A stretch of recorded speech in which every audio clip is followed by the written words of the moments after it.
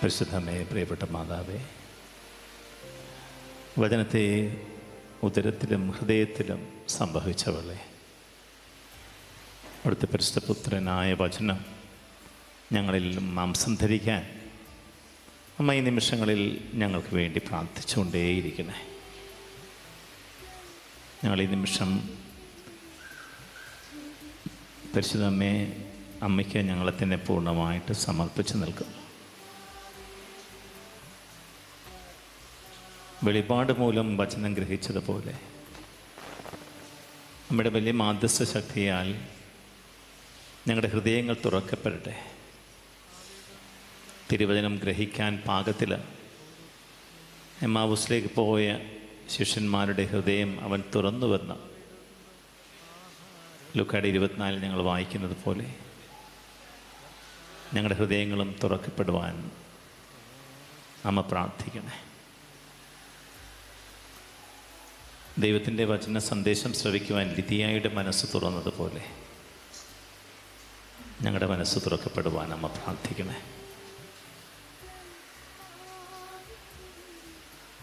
നന്മ നിറഞ്ഞ മറിയമേ സ്വസ്തി, കർത്താവ് അങ്ങയുടെ കൂടെ സ്ത്രീകളിൽ അങ്ങ് അനുഗ്രഹിക്കപ്പെട്ടവളാകുന്നു. അങ്ങയുടെ ഉദരത്തിൻ ഫലമായി ഈശോ അനുഗ്രഹിക്കപ്പെട്ടവനാകുന്നു. ഇപ്പോഴും ഞങ്ങളുടെ മരണസമയത്തും നന്മ നിറഞ്ഞ മറിയമേ സ്വസ്തി, കർത്താവ് അങ്ങയുടെ കൂടെ സ്ത്രീകളിൽ അങ്ങ് അനുഗ്രഹിക്കപ്പെട്ടവളാകുന്നു. അങ്ങയുടെ ഉദരത്തിൻ ഫലമായി ഈശോ അനുഗ്രഹിക്കപ്പെട്ടവനാകുന്നു. ഞങ്ങൾക്ക് വേണ്ടി ഇപ്പോഴും ഞങ്ങളുടെ മരണസമയത്തും തമ്പുരാനോട് അപേക്ഷിക്കണമേ. ആമേൻ. നന്മ നിറഞ്ഞ മറിയമേ സ്വസ്തി, കർത്താവ് അങ്ങയുടെ കൂടെ സ്ത്രീകളിൽ അങ്ങ് അനുഗ്രഹിക്കപ്പെട്ടവളാകുന്നു. അങ്ങയുടെ ഉദരത്തിൻ ഫലമായി ഈശോ അനുഗ്രഹിക്കപ്പെട്ടവനാകുന്നു. പാപികളായ ഞങ്ങൾക്ക് വേണ്ടി ഇപ്പോഴും ഞങ്ങളുടെ മരണസമയത്തും തമ്പുരാനോട് അപേക്ഷിക്കണമേ. ആമേൻ. Praise the Lord. Praise the Lord. Hallelujah. Hallelujah. Hallelujah. Hallelujah. Hallelujah. Hallelujah. നമുക്കിരിക്കാം. വിശേഷം വാത്സല്യം നിറഞ്ഞ സഹോദരി സഹോദരന്മാരെ, കുഞ്ഞുമക്കളെ, ഈ പെസഹ കാലത്തിൽ പരിശുദ്ധ അമ്മയുടെ നിറഞ്ഞ സാന്നിധ്യം നമ്മൾ അനുഭവിക്കുന്ന ഈ ആലയവിശുദ്ധിയിൽ കർത്താവിൻ്റെ കൂടെ ആയിരിക്കാൻ നമ്മൾ ദൈവത്തിൻ്റെ പരിശുദ്ധാത്മാവിനാൽ കൂട്ടിക്കൊണ്ടുവരപ്പെട്ടിരിക്കുന്നു. നമുക്ക് നന്ദി പറയാം. കർത്താവിന് നമ്മളെ ഒരുപാട് സ്നേഹമാണ്. നമ്മളെക്കുറിച്ച് അവിടത്തേക്ക് വലിയ പദ്ധതിയുണ്ട്. നാശത്തിനല്ല, ക്ഷേമത്തിൻ്റെതെന്ന ജെറമയുടെ 29:11 നമ്മളെ പഠിപ്പിക്കുന്നുണ്ട്. അപ്പം അങ്ങനെ ദൈവത്തിൻ്റെ ഒരു പദ്ധതി ഇതൾ വിരിയുകയാണ് ഓരോ ദിവസവും നമ്മളെക്കുറിച്ചുള്ള ദൈവിക പദ്ധതി. കർത്താവിന് നമ്മളെക്കുറിച്ച് വിചാരമുണ്ടെന്ന് സംഗീതം 115 നമ്മളെ പഠിപ്പിക്കും. നമ്മളെക്കുറിച്ച് വിചാരമുള്ള ദൈവം അല്ല, നിൻ്റെ കാര്യത്തിൽ ഞാൻ ശ്രദ്ധാലുവാണെന്ന് 1 പത്രോസിൻ്റെ 5 നമ്മൾ വായിച്ച് മനസ്സിലാക്കും. തക്ക സമയത്ത് ഇടപെടുന്ന ഒരു ദൈവമാണ് നമ്മുടെ ദൈവം. നേരത്തെ വരില്ല, താമസിച്ചു പോകില്ല, കൃത്യമാണ് തമ്പുരാൻ്റെ സമയം. അപ്പം ആ സമയത്തിൽ ഈ പെസഹ കാലത്ത് നമുക്ക് നമ്മളെ തന്നെ സമർപ്പിക്കാം. ഉദ്ധിതനാഥൻ്റെ വലിയ കൃപാകടാക്ഷം നമ്മുടെ മേൽ ഈ കാലയളവിൽ സമൃദ്ധമായിട്ട് ഉണ്ടാകട്ടെ എന്ന് പ്രാർത്ഥിക്കുന്നു. പ്രിയമുള്ളവരെ, നമ്മൾ അറിയുന്നു കർത്താവ് നമ്മളെ അതിമാത്രം സ്നേഹിച്ചതിൻ്റെ വലിയ ഓർമ്മ ആചരിക്കുകയായിരുന്നു നമ്മൾ ഈ വലിയ ആഴ്ചയിൽ. നമ്മൾ ഈസ്റ്റർ ദിനങ്ങളിലേക്ക് പ്രവേശിച്ച് കഴിഞ്ഞു.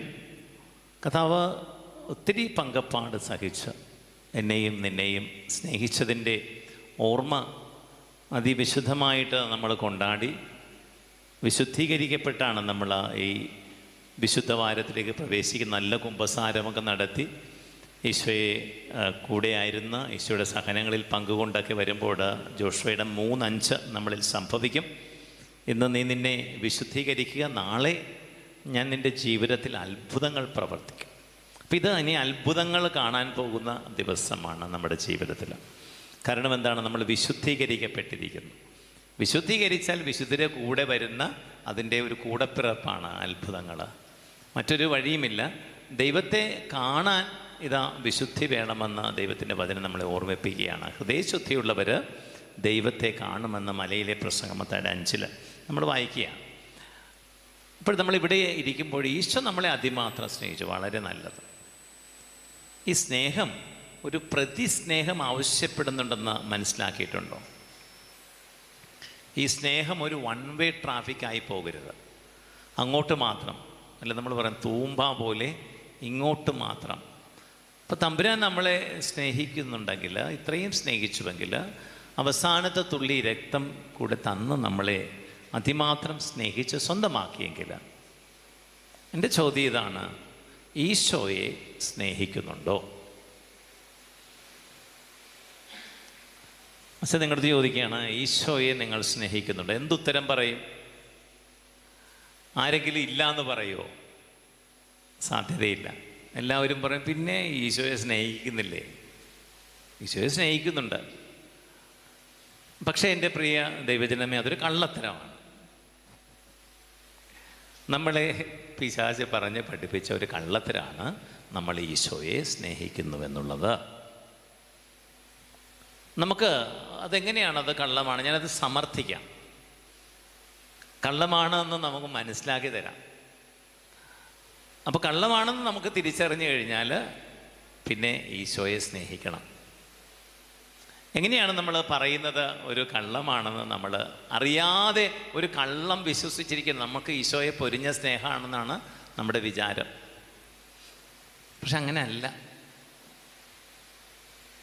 അതെങ്ങനെ മനസ്സിലാകും? സ്നേഹത്തിന് പ്രധാനമായിട്ടും 2 മാനദണ്ഡങ്ങളാണ്. അത് നോക്കിയാൽ അറിയാം ശരിക്കും നമ്മൾ ഈശോയെ സ്നേഹിക്കുന്നുണ്ടോ ഇല്ലയോ എന്ന്. അത് ആ മാനദണ്ഡങ്ങൾ നിങ്ങളുടെ ജീവിതത്തിൽ പൂർത്തീകരിച്ചിട്ടുണ്ടെങ്കിൽ ശരിയാണ്, നിങ്ങൾ ഈശോയെ സ്നേഹിക്കുന്നുണ്ട്. അല്ലെങ്കിൽ പറയരുത് ഈശോയെ സ്നേഹിക്കുന്നുണ്ടെന്ന്. കള്ളത്തരമാണ്. കള്ളം പറയുന്ന പാവം കൂടി നമ്മൾ ചെയ്യുന്നുണ്ടാവും അങ്ങനെ പറയുമ്പോൾ. അപ്പം എങ്ങനെ അറിയാം? ഒന്നാമത്തെ മാനദണ്ഡം, സ്നേഹിക്കുന്നവർക്ക് നമ്മൾ ഏറ്റവും വിലയേറിയത്, ഏറ്റവും വിലപ്പെട്ടത് കൊടുക്കും. സ്നേഹിക്കുന്നവർക്ക് ഏറ്റവും വിലപ്പെട്ടത് കൊടുക്കും. എന്താ ഏറ്റവും വിലപ്പെട്ടത്? എന്താ ഏറ്റവും വിലപ്പെട്ടത്? പറയാമോ? എന്താണ് ഏറ്റവും വിലപ്പെട്ടതെന്ന് പറയാമോ? അറിയത്തില്ലേ?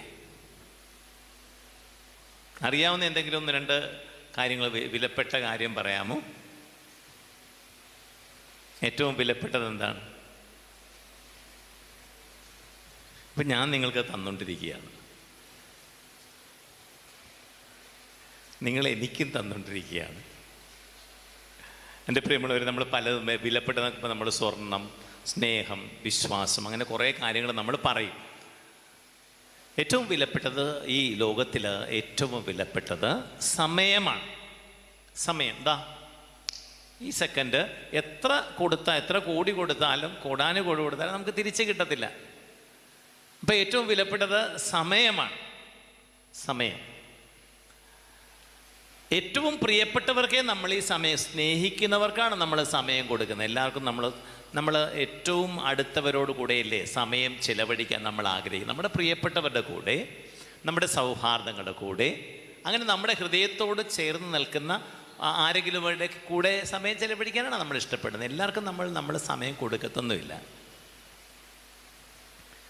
അപ്പോൾ ഏറ്റവും വിലപ്പെട്ട സമയം, അത് ആർക്ക് നീ കൊടുക്കുന്നുവോ അതാണ് നിൻ്റെ ദൈവം. അവരാണ് നിൻ്റെ ദൈവങ്ങൾ. അവരാണ് നിൻ്റെ കുട്ടി ദൈവം. അവരാണ് നിൻ്റെ വിഗ്രഹം. ആരുടെ കൂടെയാണ് നിൻ്റെ സമയം നീ ചെലവഴിക്കുന്നത്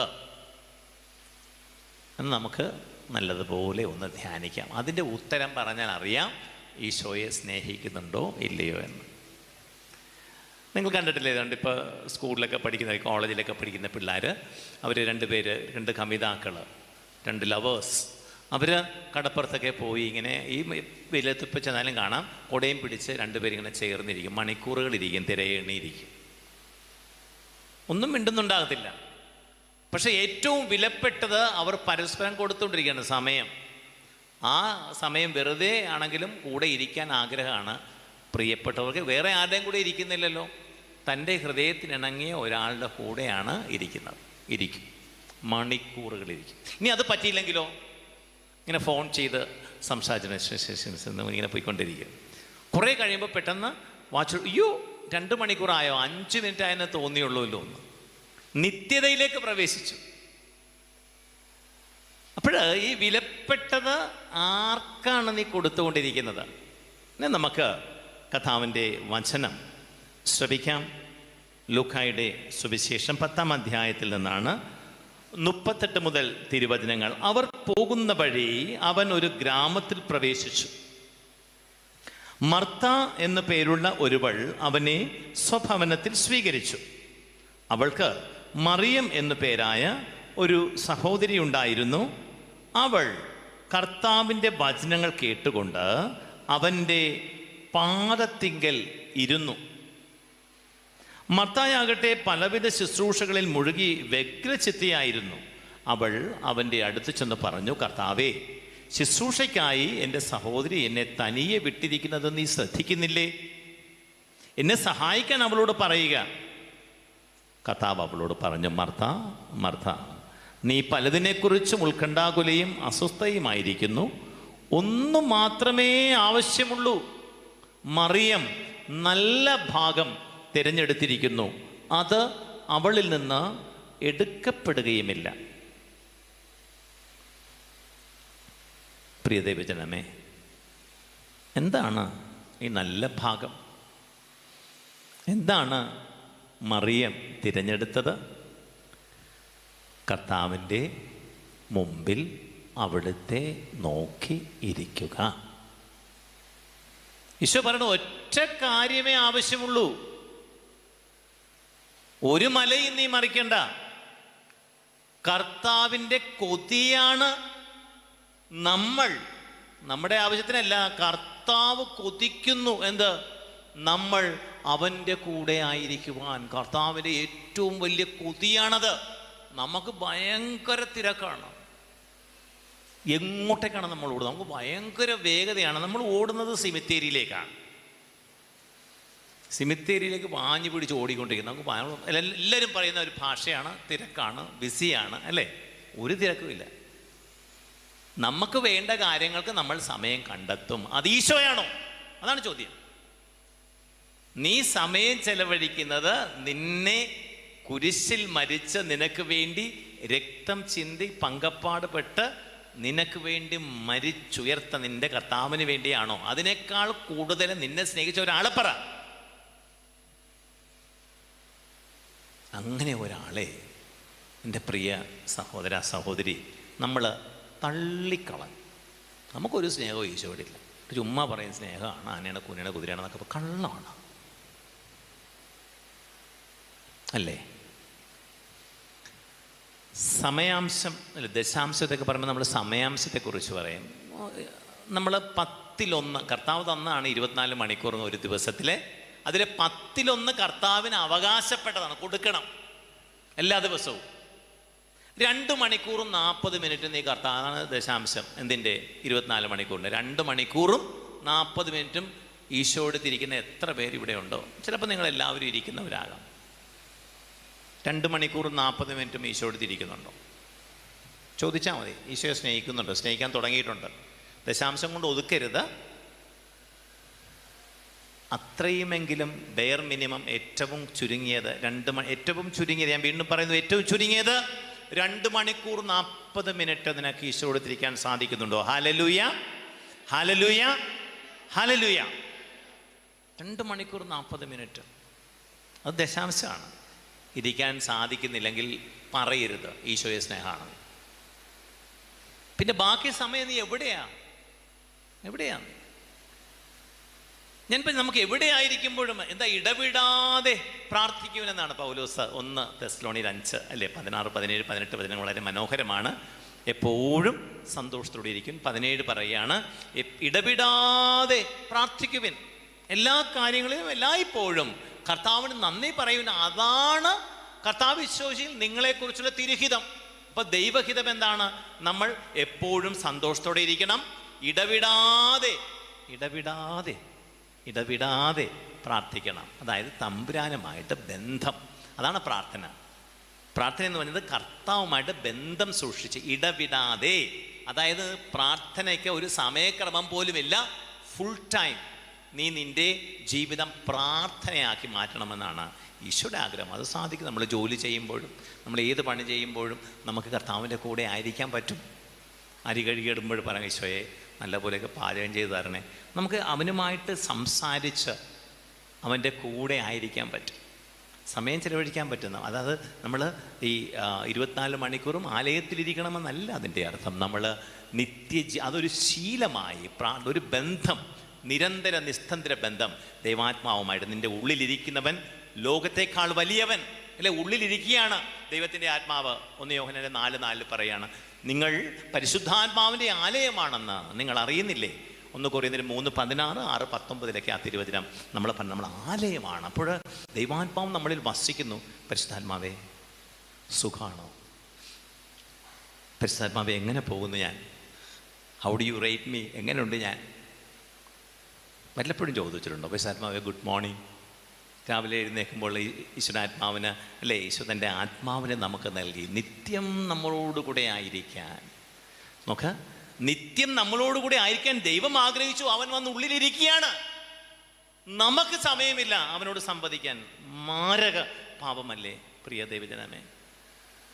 അണ്ടകടാഹങ്ങൾ മുഴുവൻ സൃഷ്ടിച്ച് അമ്മാനമാടുന്നവൻ നമ്മുടെ ഉള്ളിൽ കയറിയിരിക്കുക, നിന്നെ സ്നേഹിക്കുക കൊണ്ട്. എന്നിട്ട് അവനോട് സംവദിക്കാനും സംസാരിക്കാനും നമ്മൾക്ക് തിരക്കാണെന്ന് പറയുമ്പോൾ നീ ലോക കാര്യങ്ങളിൽ വ്യാപൃതനായിട്ട് മുഴുവൻ വ്യഗ്രചിത്തനായി. മർത്തയുടെ കാര്യം പറഞ്ഞു, അവൾ പല കാര്യങ്ങളിൽ വ്യഗ്രചിത്തയായിരുന്നു. അവളോട് നിന്നോട് ഈശോയ്ക്ക് പറയാനുള്ള ഒരൊറ്റ കാര്യമാണ് ആവശ്യമായത് ഒന്നേയുള്ളൂ മർത്ത, അത് കൂടെ ഇരിക്കുകയാണ്. വചനത്തിൽ ഒരുപാട് ആ ചിന്തകളുണ്ട്. വചനം എഴുന്നേറ്റ് നോക്ക്. ഈശോ തൻ്റെ ശിഷ്യന്മാരെ അല്ലേ 1-ാം അധ്യായം യോഹന്നാൻ്റെ പുറകെ ചെല്ലുകയാണ്. ഗുരു അങ്ങ് എവിടെ താമസിക്കുന്നു? വന്ന് കാണുക. കൂടെ ചെല്ലണം, താമസിക്കണം. അവരന്ന് ചെന്ന് അവൻ്റെ കൂടെ വസിച്ചു. ഇത് ഈശോയുടെ കൊതിയാണ്, കൂടെ താമസിക്കണം. നമ്മൾ ഈ ദിവസങ്ങളിൽ സുവിശേഷങ്ങൾ വായിക്കും. 24-ാം അധ്യായം ലൂക്കയുടെ സുവിശേഷത്തിൽ നിന്ന് എമ്മാവൂസിലേക്ക് പോയ ശിഷ്യന്മാർ വളരെ ഹൃദയസ്പർശിയായ എനിക്കൊന്ന് 24-29 എൻ്റെ വിചാരം ആ തിരുവചനം. ആ എത്തേണ്ടിടത്തെത്തിയപ്പോൾ ഈശോ മുൻപോട്ട് പോകുന്നതായി ഭാവിച്ചു. മുൻപോട്ട് പോകുന്നതായി, അതായത് ഇവരെന്നെ ഒന്ന് വിളിക്കും എന്ന് പറഞ്ഞ് കൊതിയോടെ ഈശോ നിൽക്കുകയാണ്. എങ്ങനെ നിൽക്കുകയാണ്? ഇപ്പം വിളിക്കും. അപ്പോൾ മുൻപോട്ട് പോകുന്നതായി ഭാവിച്ചു. മുമ്പോട്ട് പോവുകയല്ല, പോകുന്ന പോലെ കാണിച്ചു. പോകാൻ ആഗ്രഹമില്ല, കൂടെ കയറാനാണ് ആഗ്രഹം. അപ്പോൾ അവർ പറഞ്ഞു, മാനേ നോബിസ്കം ദോമിനെ, നാഥ ഞങ്ങളോടൊത്ത് വസിക്കണമേ. അപ്പം തന്നെ ചാടിയകത്ത് കയറി. വെളിപാട് ഗ്രന്ഥകാരൻ പറയുന്നില്ലേ, ഞാൻ വാതിൽക്കൽ വന്ന് മുട്ടുന്നു, വാതിൽ തുറന്ന് തന്നാൽ ആ സ്വാതന്ത്ര്യം നിനക്കുണ്ട്. ഞാൻ അവൻ്റെ കൂടെ അകത്ത് കയറുകയും ഒരുമിച്ചിരുന്ന് ഭക്ഷണം കഴിക്കുകയും ചെയ്യുമെന്ന് ഈശോ പറയുന്നതിൻ്റെ അർത്ഥം എന്താണ്? കാത്തു നിൽക്കുന്നുണ്ട് നിൻ്റെ ദൈവം, നിൻ്റെ സമയവും ചോദിച്ചുകൊണ്ട്. എൻ്റെ പ്രിയജനമേ, ഈശോയെ ശരിക്കും സ്നേഹിക്കുന്നുണ്ടെങ്കിൽ നീ അവൻ്റെ കൂടെ ആയിരിക്കും, സമയം ചെലവഴിക്കും, അവന് കൊടുക്കും സമയം. വേറെ ഒരു വിശേഷവും പറയരുത്. സമയം എന്തുമാത്രം കർത്താവിൻ്റെ കൂടെ ആയിരിക്കുന്നു, അതാണ് സ്നേഹത്തിൻ്റെ പ്രധാന മാനദണ്ഡം. നീ സമയം ചെലവഴിച്ച വ്യക്തികളൊക്കെ നോക്കിയേ, അവരുടെ ജീവിതം മാറി മറിയുന്നതാണ് നീ കാണുന്നത് അല്ലേ? മോശ അങ്ങ് മലയിലിരിക്കുകയാണ്. പുറപ്പാടിൻ്റെ പുസ്തകം സമാഗമ കൂടാരത്തിൽ പോകുന്ന മോശയെ നോക്കിക്കൊണ്ട് ജനം നിൽക്കും. 33-ാം അധ്യായം 10-11 തിരുവചനങ്ങൾ നോക്കിയാൽ മതി. അവിടെ മോശ കർത്താവിൻ്റെ സന്നിധിയിൽ മലയിൽ കയറി 40 ദിവസം കഴിഞ്ഞപ്പോൾ അവൻ്റെ മുഖമൊക്കെ ജ്വലിച്ച് തീക്കല്ല് പോലെയായെന്നാണ് പറയുന്നത്. അവിടുത്തെ നോക്കിയവർ പ്രകാശിതരായി എന്ന് സംഗീതം 34:5 പറയുന്നു. നോക്കിയവർ പ്രകാശിതരായി. കർത്താവിൻ്റെ കൂടെ ഇരുന്നാൽ നിന്റെ മുഖം പ്രകാശമാനമാകും, അതിങ്ങനെ തിളങ്ങും. നിന്റെ മുഖത്തേക്ക് അന്ധകാര ശക്തികൾക്ക് നോക്കാൻ പറ്റത്തില്ല. നീ ദൈവത്തിൻ്റെ തീയും ദൈവത്തിൻ്റെ പ്രകാശവുമായിട്ടായിരിക്കും വ്യാപരിക്കുന്നത്. ആ പ്രകാശത്തെ നോക്കാൻ തിന്മകൾക്ക് പറ്റില്ല. വലിയ പ്രകാശമാണല്ലോ എന്ന് അവർ പറയും. നോക്കാൻ പറ്റുന്നില്ലല്ലോ, നോക്കാൻ പറ്റത്തില്ല. കാരണം എന്താണ്? നീ കർത്താവിൽ, നീ അത്യുന്നതനിൽ വാസമുറപ്പിച്ചു. അല്ലെ, നമ്മൾ 91 സങ്കീർത്തനം ചൊല്ലിയിട്ട് കർത്താവിൻ്റെ സംരക്ഷണം ലഭിക്കുമെന്ന് പറയാറുണ്ട്. സംരക്ഷണം ലഭിക്കാൻ 2-3 കൊളുത്ത് അതിനകത്ത് കിടപ്പുണ്ട്. പ്രിയ ദൈവജനമേ, അത്യുന്നതൻ്റെ സംരക്ഷണയിൽ വസിക്കുന്നവനും, ആ ഇരിപ്പിനെ കുറിച്ചാണ് പറയണേ. അത്യുന്നതന് അവൻ്റെ തണലിൽ പാർക്കുന്നവനും. കണ്ടോ, തണലിൽ, കർത്താവിൻ്റെ തണലിൽ. ആംഗലേയ ഭാഷയിൽ അത് പറയുന്നത് he who dwells in the secret place of the Almighty എന്നാണ്. രഹസ്യ അറ, രഹസ്യമുറി. കർത്താവ് പറയുന്നില്ലേ, രഹസ്യത്തിൽ കാണുന്ന പിതാവ്, രഹസ്യത്തിൽ കയറി മുറി അടച്ച് നീ പ്രാർത്ഥിക്കുക. ദേ, അങ്ങനൊരു കാര്യമുണ്ട് ആ സങ്കീർത്തനത്തിൽ. തുടക്കത്തിൽ തന്നെ പറയാണ്, അത്യുന്നതൻ്റെ സംരക്ഷണത്തിൽ വസിക്കണം. അത്യുന്നത തണലിൽ കഴിയണം. തണലെന്ന് വെച്ചാൽ അവൻ ഇരിക്കുന്നിടം, അവിടെ അവൻ്റെ കൂടെ ഈ മോശ ഇരുന്നു എന്ന് 33:10-11 വളരെ എനിക്കതിൽ ഇഷ്ടപ്പെട്ടത്, മോശ ഈ കൂടാരത്തിൽ നിന്ന് ഇറങ്ങിപ്പോന്നിട്ടും നൂനിന്റെ പുത്രനായ ജോഷ്വ സമാഗമ കൂടാരത്തിൽ തന്നെയായിരുന്നു. Hallelujah, hallelujah, hallelujah.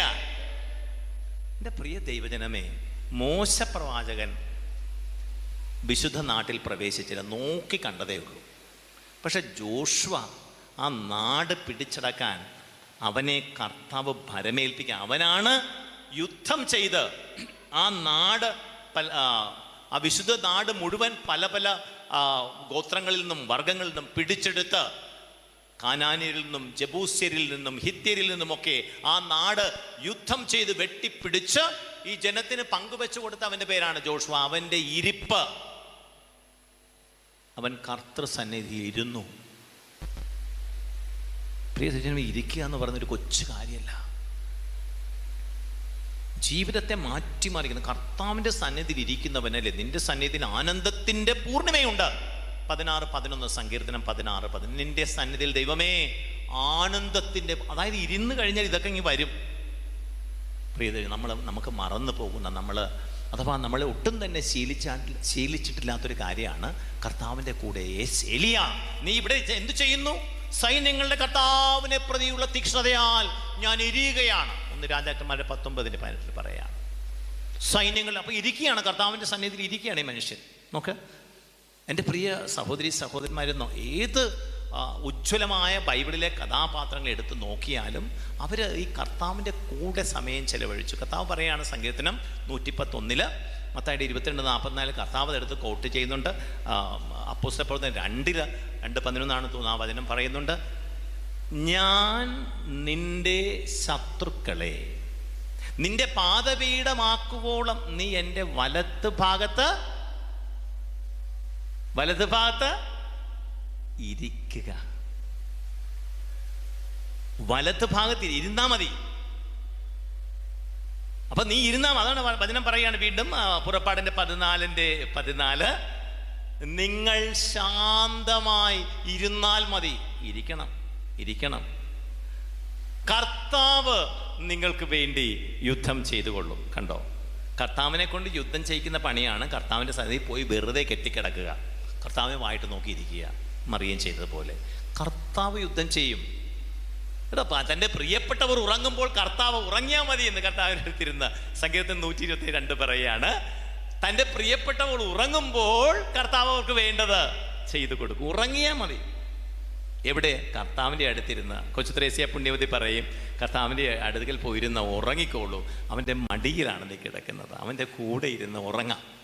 അപ്പം നീ അവൻ്റെ മടിയിൽ കിടക്കുന്ന പോലാണെന്നാണ് പറയുന്നത്. എൻ്റെ പ്രിയ ദൈവമേ, നോക്ക്, ഇതിലേക്കാണ് ഇത് നമ്മൾ തിരിച്ചറിയുക. ഈ പെസഹ കാലത്തിൽ, ഈ ഉത്ഥാന കാലഘട്ടത്തിൽ ഈ വലിയൊരു ബോധ്യമുണ്ടാകട്ടെ. എന്താ ഈശോ എന്താ പറഞ്ഞത്? നിങ്ങൾ ജെറുസലേം വിട്ട് പോകരുത്, അല്ലേ? അപ്പോസ്തലൻ 1:4 പറയുന്നത്, നിങ്ങൾ ജെറുസലേം വിട്ട് പോകരുത്, ഉന്നതത്തിൽ നിന്ന് ശക്തി സ്വീകരിക്കുന്നവരെ. പ്രിയ സഹോദര സഹോദരി, നിനക്ക് ശക്തി സ്വീകരിക്കണമോ? പോകരുത്. അങ്ങനെ എന്ത് ചെയ്തു? പരിശുദ്ധ അമ്മയും ഈ അപ്പോസ്തലന്മാർ ശിഷ്യഗണങ്ങൾ മുഴുവനും കൂടെ അവിടെ ഇരുന്നു. 10 ദിവസം അങ്ങോട്ട് ഇരുന്നു. അവർ അങ്ങനെ ഇരുന്ന് കഴിയുമ്പോഴാണ് ഇതാ സ്വർഗം കുലുങ്ങുന്നത്, ഭൂമി കുലുങ്ങുന്നത്. ദൈവാത്മാവ് വന്നവരെ ആവസിക്കുന്നത് ആ ഇരിപ്പിലാണ്. ഇതൊരു മർമ്മമാണ്, പ്രാർത്ഥനയുടെ മർമ്മമാണ് ഈ ഇരിപ്പ്. നമ്മൾ ബഹളം പിടിച്ച് ഓടി നടക്കുകയല്ല, ഓട്ടം നമ്മളെ എവിടെ എത്തിക്കത്തില്ല. ഓടുന്നവൻ ഓടിക്കൊണ്ടിരിക്കും. ശാന്തമായിരിക്കോ, ഞാൻ ദൈവമാണെന്നറിയോ. സങ്കീർത്തനം 46:10. ദൈവസന്നിധിയിൽ നിശബ്ദരായിരിക്കുവിൻ. സെഫാനിയ 1:7. ദൈവവചനം മുഴുവനും എൻ്റെ പ്രിയ ദൈവജനമേ കർത്താവിൻ്റെ സന്നിധിയിൽ ഇരിക്കുന്ന, കർത്താവിൻ്റെ ആലയത്തിൽ, കർത്താവേ നിൻ്റെ ആലയത്തിൽ അല്ലെ നിൻ്റെ ആലയത്തിൽ ഇരിക്കുന്നതാണ് എൻ്റെ ആനന്ദം. പുറത്ത് 1000 സംവത്സരങ്ങളെക്കാൾ അങ്ങയുടെ സന്നിധിയിൽ ഒരു ദിവസം ആയിരിക്കുന്ന അഭികാമ്യം. സങ്കീർത്തനം 84 പറയുകയാണ്. നോക്ക്, ബൈബിളിൽ മുഴുവൻ ഈ വിശുദ്ധ ചിന്ത കൊണ്ട് നിറഞ്ഞിരിക്കുകയാണ്. നമ്മളിത് ഈ പെസഹ കാലത്തിൽ പ്രിയ ദൈവജനമേ ഈ സത്യത്തെ ഒന്ന് തിരിച്ചറിഞ്ഞിട്ട് അവൻ്റെ കൂടെ ഇരുന്ന് നോക്ക്. ജീവിതം മാറി മറിയുന്ന കാണും. ഒരു മലയും മറിയണ്ട. കർത്താവ് ചെയ്യും. കർത്താവ് യുദ്ധം ചെയ്യും. കർത്താവ് നിന്നെ യുദ്ധവീരനാക്കും. കർത്താവ് നിൻ്റെ പണികൾ മുഴുവൻ കർത്താവ് അങ്ങാണല്ലോ എല്ലാം ചെയ്യുന്നതെന്ന് എസ്ഐയുടെ പുസ്തകത്തിൽ പറയുന്നുണ്ട്. കർത്താവെ അങ്ങാണല്ലോ എല്ലാം ചെയ്യുന്നത്, അങ്ങയെ കൊണ്ട് എല്ലാം ചെയ്യിക്കുന്നത്. വീണ്ടും 91 സംഖ്യത്തിൽ നമ്മൾ കാണുകയാണ്, നീ അത്യുന്നതനിൽ വാസമുറപ്പിച്ചു. കണ്ടോ, ഉറപ്പിച്ചോ നീ അത്യുന്നതനിൽ വാസം. അതിനാൽ അല്ലെങ്കിലില്ല. അതിനാൽ യാതൊരു തിന്മയും നിന്റെ കൂടാരത്തെ സമീപിക്കുകയില്ല. അല്ല ചുമ്മാ വെറുതെ 91 സംഖ്യത്തിൽ ചൊല്ലി അതിൻ്റെ അഭിഷേകം വരുമെന്ന് വിചാരിച്ചേക്കല്ലേ. ദൈവം ഒരു ഉടമ്പടിയുടെ ദൈവമാണ്. നീ ഇത് ചെയ്താൽ ഞാനിത് ചെയ്തു വരുമെന്നാണ്. വിശുദ്ധ ബൈബിളിൽ ദൈവം ഉടമ്പടിയുടെ ദൈവമാണ് പ്രിയമുള്ളവരെ. അങ്ങനെയാണ് പുതിയ നിയമത്തിൽ നീ എൻ്റെ കൽപ്പനകൾ. ഇനി രണ്ടാമത്തെ മാനദണ്ഡം കൂടെ പറയാം. ആദ്യത്തെ മാനദണ്ഡം കർത്താവിൻ്റെ സമയം ചെലവ്. നമ്മൾ തിരിച്ചു വരും, ഒരുപാട് കാര്യങ്ങൾ അതിലുണ്ട്. അപ്പോൾ ഒന്നാമത്തെ മാനദണ്ഡം സ്നേഹത്തിൻ്റെത്, അവനോടൊത്ത് സമയം ചെലവഴിക്കുന്ന ഏറ്റവും വിലയേറിയ ദൈവത്തിന് കൊടുക്കുന്നതാണെന്ന് പറഞ്ഞു. നീ കൊടുക്കുന്നുണ്ടോ? എങ്കിലും നീ ഈശോ ഇതുവരെ അപ്പം ചിലർക്ക് മനസ്സിലായിട്ടാകും ഈശോ സ്നേഹിച്ചിട്ടേ ഇല്ല. 10 മിനിറ്റും 15 മിനിറ്റും അരമണിക്കൂർ 1 മണിക്കൂറൊക്കെയാണ് നീ ഒരു ദിവസം കർത്താവിന് കൊടുക്കുന്നത്. നീ സ്നേഹിച്ചിട്ടേ ഇല്ല. വെരി സോറി, അങ്ങനെ പറയുന്നതിൽ വിഷമമുണ്ട്. പക്ഷെ സത്യം അതാണ്. കുറച്ച് അപ്രിയ സത്യങ്ങൾ നമ്മൾ ഇന്ന് തിരിച്ചറിഞ്ഞിട്ട് ഇനിയെങ്കിലും അല്ലേ ശിഷ്ടകാലം കർത്താവിൻ്റെ കൂടെ കർത്താവിനെ രുചിച്ചറിഞ്ഞ് മുൻപോട്ട് പോകാൻ രുചിച്ചറിയണമെന്ന്. രുചിക്കണമെങ്കിൽ അല്പം ക്ഷമയാണ്. നമുക്ക് ഓടി നടന്ന് രുചിക്കാൻ പറ്റുമോ? പറ്റത്തില്ല. ഇരിക്കണം. ഒരു ഭക്ഷണം നല്ലപോലെ രുചി കഴിയണോ ഓടിക്കൊണ്ട് കഴിക്കാൻ പറ്റുമോ? പറ്റത്തില്ല. അവിടെ ഇരുന്ന് സ്വസ്ഥമായിട്ടിരുന്ന് പതുക്കെ അത് റിലേറ്റ് ചെയ്തല്ലേ. ഒരു സൂപ്പ് മൊത്തി കുടിക്കണമെങ്കിൽ, ചായ കുടിക്കണമെങ്കിൽ നമ്മൾ ഇരുന്ന് സ്വസ്ഥമായിട്ട് നിന്ന് സ്വസ്ഥമായിട്ട് പതുക്കെ മുത്തി കുടിക്കും. ചൂട് ചായ വേണം. അപ്പോൾ ഇപ്പം ഞാൻ ചൂട് ചായ കുടിച്ചുള്ളൂ. അപ്പോൾ അവിടെ ഇരുന്ന് ചൂട് ചായ മുത്തി കുടിക്കണമെങ്കിൽ അങ്ങനെയാണത്. ഇരുന്ന് രുചിക്കണം. കർത്താവിനെ ഇരുന്നിരുന്ന് രുചിക്കണം. Hallelujah, hallelujah, hallelujah. പ്രിയമുള്ളവരെ, ഇന്ന് ഈ വിശുദ്ധ വചനം നമ്മളോട് പറയാണ്. കർത്താവ് ഇന്ന് നിങ്ങളോട് സംസാരിക്കാൻ ആഗ്രഹിക്കുന്നത്, കുഞ്ഞെ നീ എവിടെയാണ് ചോദിക്കുകയാണ്. എവിടെയാണ് നീ?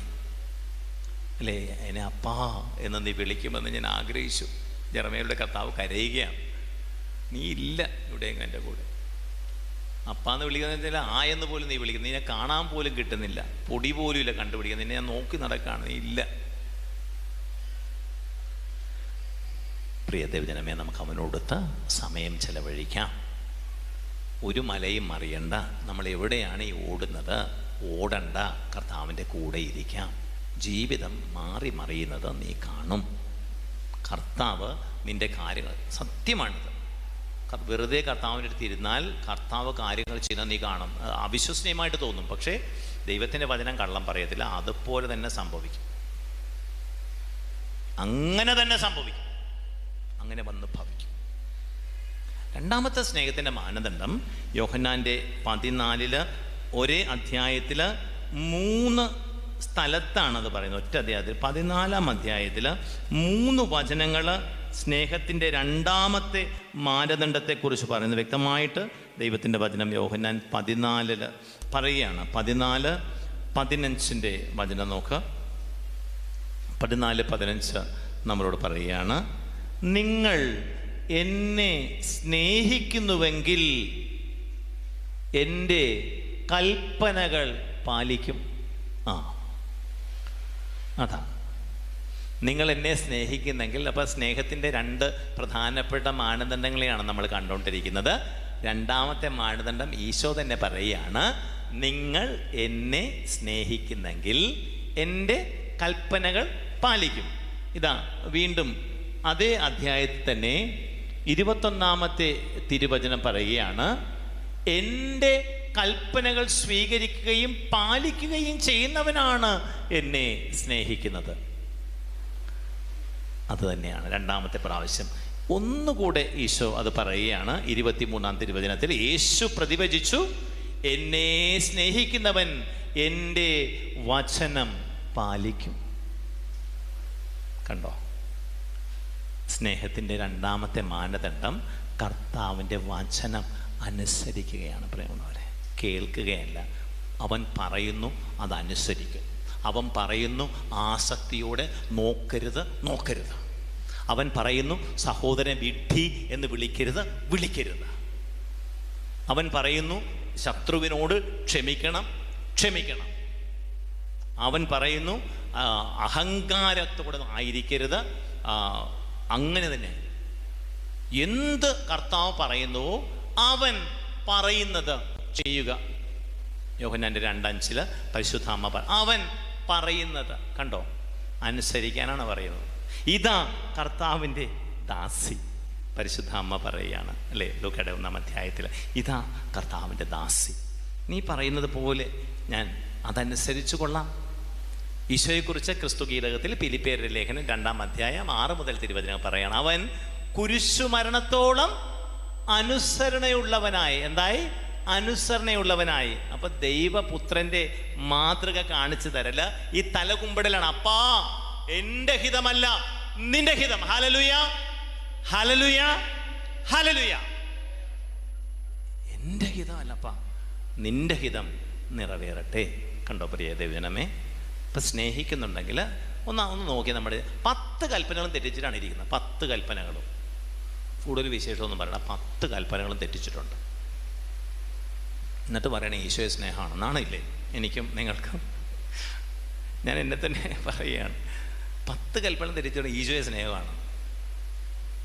7 മൂലഭാവങ്ങൾ ചേരുവാണ് ഈശോയെ സ്നേഹമാണ്. നാണക്കേട് അല്ലേ? അതാണ് ഞാൻ പറഞ്ഞത്, നമ്മളെ പിശാച് പറഞ്ഞ് പഠിപ്പിച്ച കള്ളാണ് ഈശോയെ സ്നേഹിക്കുന്നത്. അപ്പോൾ ഒരു തിരിച്ചറിവിലോട്ട് കർത്താവ് ഇന്ന് നമ്മളെ ഉണർത്തുകയാണ്. ഓരോ കൽപ്പന എടുത്ത് നോക്കി ഞാൻ 10 കൽപ്പന തെറ്റിക്കും പ്രിയമുള്ളത്. നമ്മൾ എല്ലാ ദിവസവും കുറേ കൽപ്പന ലംഘിക്കാറുണ്ട്. അതുകൊണ്ടാണ് കുമ്പസാരിച്ച് വിശുദ്ധീകരിക്കപ്പെട്ടുകൊണ്ടിരിക്കണമെന്ന് പറയുന്നത്. നമ്മൾ ആണ്ടിലൊരിക്കലും കുമ്പസാരിക്കുന്നത് പഠിച്ചു വെച്ചിരിക്കുക, സഭയുടെ കൽപ്പനയാണത്. അതും വേർ മിനിമം, ഏറ്റവും കുറഞ്ഞത് മക്കളെ അങ്ങനെയെങ്കിലും ചെയ്യണമെന്ന് സഭാമാതാവ് പഠിപ്പിക്കുന്നതാണ്. പാതിരപ്പിയപ്പുണ്ണിയാണെങ്കിൽ ഒരു ദിവസം 13 പ്രാവശ്യം കുമ്പസാരിച്ചിട്ടുണ്ട് ഒരു ദിവസം. അസീസി പുണ്യാണെങ്കിൽ എല്ലാ ദിവസവും കുമ്പസാരിക്കുന്നവർ.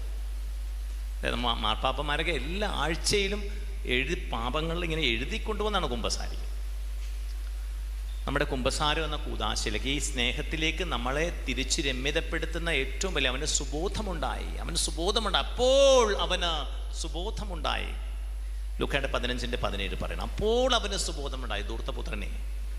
അപ്പോൾ അവൻ എഴുന്നേറ്റു. അതാണ് കുമ്പസാരം. അവൻ എഴുന്നേറ്റ് പിതാവിൻ്റെ അടുക്കിലേക്ക് നടന്നു. അവൻ പറഞ്ഞു, ഞാൻ എൻ്റെ പിതാവിൻ്റെ അടുക്കിലേക്ക് ചെല്ലും. അനുതാപം കണ്ണുനീരോടെ, അപ്പാ, നിനക്കും സ്വർഗത്തിനും എതിരായി ഞാൻ പാപം ചെയ്തു, നിന്റെ പുത്രനെന്ന് വിളിക്കാൻ പോലും അനുതപിക്കുകയാണ്, കരയുകയാണ്. ഞാൻ യോഗ്യനല്ല.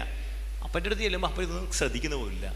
അവനിങ്ങനെ, അപ്പാ, ഞാൻ സ്വർഗത്തിനും അങ്ങേക്കെതിരായി പാപം, ബാക്കിയൊന്നും അപ്പം കേൾക്കണം. കയറി കെട്ടിപ്പിടിച്ച് പുതിയ വസ്ത്രം കൊണ്ടുവന്ന് അവനെ ധരിപ്പിക്കുക, അവനെ പുതിയ ചെരിപ്പിടിക്കുക, മോതിരമിടിക്കുക.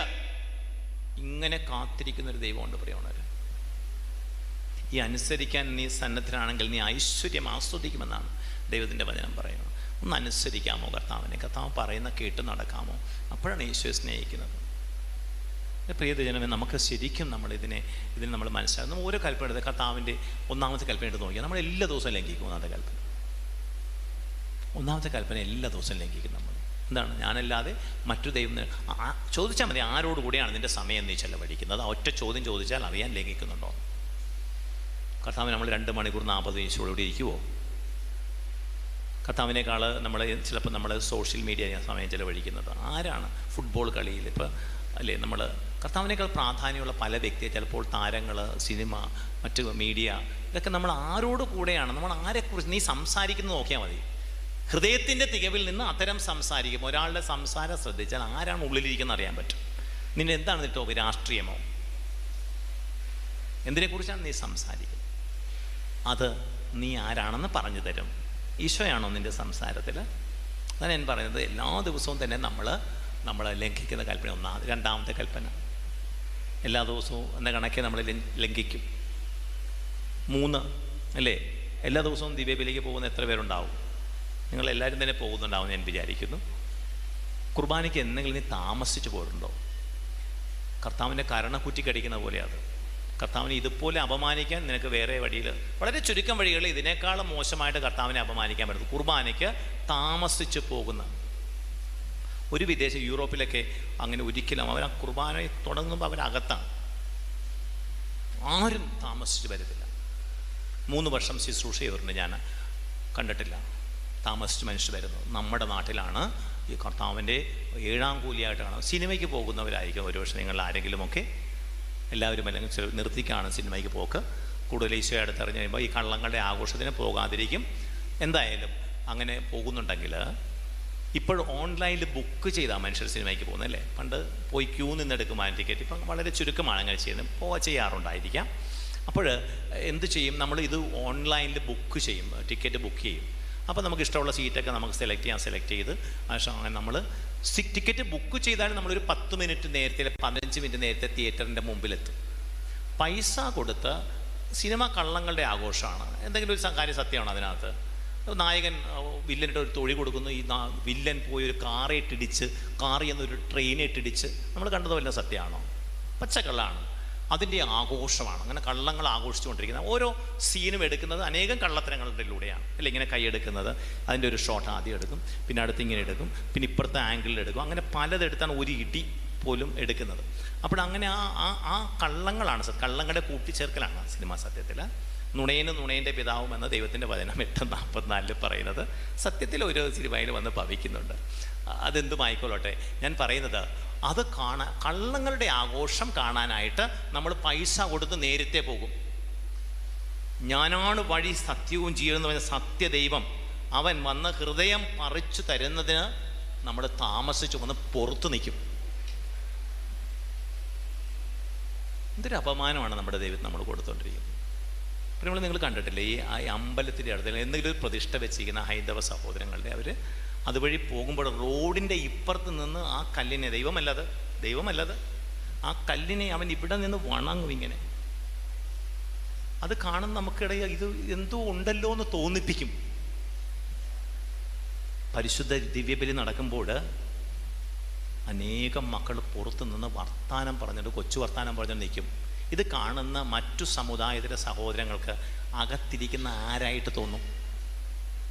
ഇതിനേക്കാൾ വലിയ ഒരു ഉതപ്പ് നമുക്ക് കൊടുക്കാനുണ്ടോ? എന്നിട്ട് പറയാണ് ഈശോയെ സ്നേഹമാണെന്ന്. അവൻ്റെ അടുത്ത് ചോദിച്ചാൽ അവൻ പറയും, അവൾ പറയും ഈശോയെ സ്നേഹമാണെന്ന് പറയും. നമുക്കിതിനൊക്കെ വ്യാഖ്യാനങ്ങളുണ്ടാകും, ഇതിനൊക്കെ എക്സ്പ്ലനേഷൻസ് ഒക്കെ നമുക്കുണ്ടാകും. പക്ഷെ പ്രിയ ദൈവജനമേ, കർത്താവിനെ കാറിത്തുപ്പാണ്, കർത്താവിനെ കാർക്കിച്ചു തുപ്പാണ്. നീ പോകരുത്. നിനക്ക് സമയത്ത് കർത്താവിൻ്റെ ബലിയിൽ ഏറ്റവും മുമ്പിലേ ബലിയർപ്പിക്കാൻ നീ മുമ്പിലേക്ക് വരിക എന്നാണ് സഭാപ്രസംഗൻ്റെ 5:1 പറയുക. വിഡ്ഢിയുടെ ബലിയർപ്പണമെന്നാണ് അല്ലെങ്കിൽ പറയുന്നത്. ഭോഷന്മാർ അറിയുന്നില്ല തങ്ങൾ തിന്മയാണ് ചെയ്യുന്നതെന്ന് ദൈവത്തിൻ്റെ വചനം സഭാപ്രസംഗൻ്റെ 5:1 പറയുകയാണ്. ബലിയർപ്പിക്കാൻ പോകുമ്പോൾ സൂക്ഷ്മതയുള്ളവനായിരിക്കുക, മുൻപോട്ട് കയറി ചെല്ലുക, ദൈവത്തിൻ്റെ വചനം പറയുകയാണ്. പ്രിയ ദൈവജനം, ഇത് വളരെ വലിയ പാപമാണ് നമ്മൾ അറിയുന്നില്ല, ആരും പറയുന്നില്ല. ആരാ പറയുന്നത് ഇതൊക്കെ? രണ്ടാമത്തെ വരവിനെക്കുറിച്ചും മരണത്തെക്കുറിച്ചും പാപത്തെക്കുറിച്ചൊക്കെ മനുഷ്യർ പറയുന്ന പോലുമില്ല. ഇന്ന് വളരെ അല്ലേ ലിവിങ് ടുഗദർ, ഒരുമിച്ച് അതിലെന്താണ് ചെറുപ്പക്കാർ ചോദിക്കുന്നത്? അതിനെന്താണ് ലിവിങ് ടുഗദർ, നമ്മൾ ഒരുമിച്ച് ജീവിക്കുന്നത്, അതിനെന്താണ്? കല്യാണം കഴിക്കാതെ ഒരു വ്യഭിചാരമാണ് ചെയ്തുകൊണ്ടിരിക്കുന്നത്, അതിനെന്താണെന്ന് ചോദിക്കുന്നത്? വയറ്റിലുണ്ടായ ഉടനെ അതിനെ കൊണ്ട് അബോട്ട് ചെയ്ത് കളഞ്ഞെ, അതിനെന്താണ്? ഇപ്പോഴത്തെ യങ് ജനറേഷൻ, ഞാൻ ഒരുപാട് മക്കൾ എൻ്റെ അടുത്ത് പറഞ്ഞാൽ ഞാൻ പറയുന്നത് അതിനെന്താണെന്നാണ് ചോദിക്കുന്നത്. അവളുടെ ജീവിതത്തിൽ പിശാചുണ്ടാകുന്ന ഒരു അവകാശവാദത്തെക്കുറിച്ച് അവൾ മറന്നു പോകും. എൻ്റെ പ്രിയജനമേ, നമ്മൾ വളരെ ഗൗരവത്തോടെ ഈ കർത്താവിൻ്റെ കൽപ്പനകൾക്ക് പ്രാധാന്യം കൊടുത്ത് നിങ്ങളും വീണു പോകാം. നമുക്ക് വീണു പോയാൽ കുമ്പസാരമെന്ന പരിശുദ്ധ കൂദാശയുടെ കുമ്പസാരിച്ച് തിരിച്ചു വരണം. ഭയങ്കര വിടുതൽ നൽകുന്ന കൂദാശയാണ് കുമ്പസാരം. നിങ്ങൾക്കറിയാം, നമ്മൾ കുമ്പസാരങ്ങൾ നമുക്ക് 4 പാവയേ ഉള്ളൂ. ഞാൻ നിങ്ങളെക്കുറിച്ച് എല്ലാവരെക്കുറിച്ച് നമ്മൾ സാധാരണഗതിയില്ല, ഞാൻ എൻ്റെ പള്ളിയിലൊക്കെ നിർബന്ധപൂർവ്വം പറയും, ഇങ്ങനെ കുമ്പസാരക സഹായി ഇങ്ങനെ ലാമിനേറ്റ് ചെയ്ത് വെച്ചിട്ടുണ്ട്. മക്കളിത് നോക്കി 10 കൽപ്പനകൾ 7 മൂലപാപങ്ങളും ഒന്ന് കടന്നു പോയിട്ട് വന്ന് കുമ്പസാരിക്കും. കരഞ്ഞുകൊണ്ട് കുമ്പസാരി. ഈ പ്രാവശ്യത്തെ എൻ്റെ ഇടവപ്പള്ളിയിൽ അനേകം മക്കൾ കരഞ്ഞുകൊണ്ട് കുമ്പസാരിക്കുന്ന എൻ്റെ അനുഭവമാണ്. അല്ലെങ്കിൽ പിശാച് നമ്മളെ പാപങ്ങൾ ഓർപ്പിക്കില്ല. നമ്മൾക്ക് വിടുതൽ കിട്ടുന്നത് പിശാച് ഇഷ്ടമല്ല. അവൻ്റെ സ്ട്രോങ് ഹോൾഡ് തകരാൻ അവൻ ഇഷ്ടപ്പെടില്ല. അവന് നമ്മളിങ്ങനെ പിടിച്ചു വെക്കാനാണ് ഇഷ്ടം. ഒന്ന് കയറി വന്നാൽ അവൻ പോകില്ല. അവൻ ഇത് കഷ്ടപ്പെട്ട് അവനെ ഇറക്കി വിടുന്ന ഭൂതോച്ചാടകർ അച്ഛന്മാർ ഞാൻ ഒരുപാട് കേൾക്കാറുള്ളതാണ്. അവൻ വന്നു കഴിഞ്ഞാൽ പിന്നെ ഇവൻ പോകണമെങ്കിൽ 5 പണിയാണ് പറഞ്ഞു വിടണമെങ്കിൽ. നമ്മൾ ഒരു തഴക്കദോഷത്തെ എടുത്ത് നോക്കിയേ, ഒരു കോപ സ്വഭാവം, എത്ര ആഗ്രഹത്തിലും പോകുന്നില്ല. പോകാൻ എന്തൊരു പാടാണ്. ഭക്ഷണത്തോടുള്ള ആസക്തി, ചിലരൊക്കെ എന്തോ അച്ഛൻ ഉപവസിക്കാൻ എനിക്ക് ചിന്തിക്കാൻ പോലും പറ്റത്തില്ലെന്നാണ് പറയുന്നത്. അതിനെക്കുറിച്ച് ചിന്തിക്കാൻ പറ്റത്തില്ലെന്നാണ് ചിലർ പറയുന്നത്. എങ്ങനെ പറ്റാൻ, അങ്ങനെ പറ്റത്തില്ലെന്നാണ് പറയുന്നത്. നമുക്ക് അങ്ങനെ ചില ബന്ധനങ്ങളുണ്ട് പ്രിയ ദൈവജനമേ. അപ്പോൾ കുമ്പസാരം എന്ന കൂദാശ നമുക്ക് വലിയ വിടുതലാണ് കിട്ടുന്നത്. അപ്പോൾ ഈ നമുക്ക് തിരിച്ചു നടക്കാൻ ഈ പെസഹ കാലത്തിൽ ഉത്ഥിതനാഥൻ്റെ ആ ആനന്ദത്തിൽ, ആ ആനന്ദ സന്തോഷത്തിൽ ആയിരിക്കാൻ, വ്യാപരിക്കാൻ നമ്മളെ ഒത്തിരി സഹായിക്കുന്ന കൂദാശയുടെ പേരാണ് കുമ്പസാരം. എന്ത് മനോഹരവും വിശിഷ്ടവുമായ എന്തുമാത്രം സൗഖ്യമാണ് ഈ കൂദാശ തരുന്നത്. സാധിക്കുമ്പോൾ കൂദാശ സ്വീകരിക്കണം. ഇന്നലെ ഞാൻ കുമ്പസാരിച്ചായിരുന്നു. എൻ്റെ വ്യക്തിപരമായ അനുഭവം പറയാം. ഇന്നലെ കുമ്പസാരിച്ച, ഇന്നിപ്പോൾ ഞാൻ അമൽദാസ് ചെന്ന് കുമ്പസാരിച്ചിട്ടാണ് നിങ്ങളുടെ അടുത്തേക്ക് വരുന്നത്. മഹാപാപിയായതുകൊണ്ട്, അതേ മഹാപാപിയാണ് ഞാൻ. പൗലോസപ്പോസ്തലൻ പറഞ്ഞ ഞാൻ പാപികളിൽ അഗ്രഗണ്യൻ, ഒന്നാമനെന്ന് അങ്ങേര് പറയുമ്പോൾ നമ്മൾ എവിടെയായിരിക്കും? പൗലോസ്ലീഹ പറയുകയാണ് ഞാൻ പാപികളിൽ ഒന്നാമനാണ് എന്ന് പറയുമ്പോൾ നമ്മുടെയൊക്കെ അവസ്ഥ എന്തായിരിക്കും? എൻ്റെ പ്രിയതയനുമേ, ഭയങ്കര ഗ്രേസും ഭയങ്കര കൃപയാണ് ഈ കുമ്പസാരത്തിന്. ഇപ്പോൾ ഇറങ്ങുമ്പോൾ ഒന്നുകൂടെ കുമ്പസാരിച്ചാൽ നല്ലത്. കാരണം അത് നമ്മളെ വിമലീകരിക്കും, വിശുദ്ധീകരിക്കും, നമ്മളെ പുതുക്കിക്കൊണ്ടിരിക്കും. നമുക്ക് ഭയങ്കര ബലം തരും. നമ്മുടെ ബലഹീനതകളെ എതിർത്ത് തോൽപ്പിക്കാനുള്ള കരുത്ത് തരും.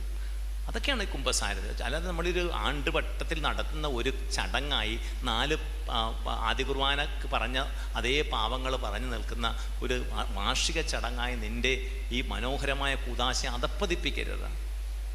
ഇത് കർത്താവിൻ്റെ കൂടെ നടക്കാൻ കർത്താവ് സ്നേഹത്തോടെ നമുക്ക് തന്ന കൂദാശയാണ്. Hallelujah, hallelujah, hallelujah. നമുക്കതിനെ ഗൗരവമായിട്ട് എന്തൊരു കൃപയാണ് വരുന്നറിയാം. പ്രിയ ദൈവജനമേ, കുമ്പസാരത്തെക്കുറിച്ച് പറയാൻ തോന്നുകയാണ്. ഇതുമാണ് ഈശോയെ സ്നേഹിക്കുന്ന കാര്യം പറയുമ്പോൾ നമുക്ക് കുമ്പസാരിച്ച് വിമലീകരിക്കപ്പെട്ട് അവനുമായിട്ട് രമ്യതപ്പെട്ട് നമുക്ക് ഈ പുതു പെസഹ കാലത്തിലായിരിക്കാം. നിങ്ങൾക്കറിയാമോ കുമ്പസാരം എന്ന കൂദാശ എത്ര മനോഹരമാണ്. അത് എങ്ങനെയാണ് ഗൗരവമായി തീരുന്നതെന്നറിയാമോ?